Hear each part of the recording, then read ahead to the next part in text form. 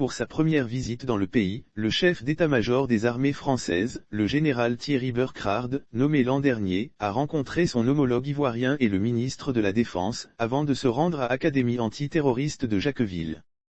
Publicité avec notre correspondant à Abidjan, Sidi Yansané. C'est une visite au pas de course pour le général Thierry Burckhard. Après un échange avec le chef d'état-major ivoirien des armées, le général Lassina Doumbia, et le ministre de la Défense, Téné Birahima Ouattara, le haut gradé français s'est rendu à Jacqueville pour visiter les locaux de l'Académie internationale de lutte contre le terrorisme, inaugurée en juin dernier.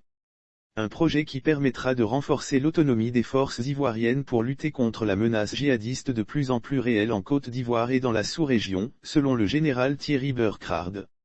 Le but est de faire profiter les pays de la sous-région. L'année dernière, c'était 350 stagiaires qui sont venus en stage ici. Des militaires ivoiriens, des juges, des policiers, des gendarmes ivoiriens.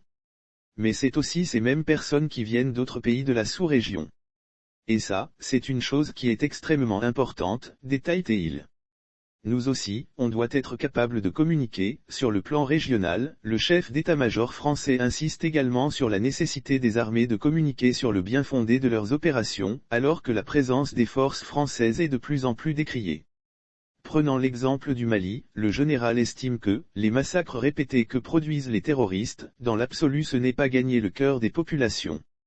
Et pour autant, ils arrivent à affaiblir les gouvernements en place et développer le sentiment contre l'armée française. Donc cela veut dire que nous aussi, on doit être capable de communiquer, de montrer ce qu'on fait. L'armée française, comme l'armée ivoirienne et les armées africaines, doivent progresser dans ce domaine-là. Le général Burckhard a aussi soutenu le dispositif sécuritaire de l'armée ivoirienne à sa frontière nord, régulièrement ciblée par des attaques attribuées à des groupes djihadistes.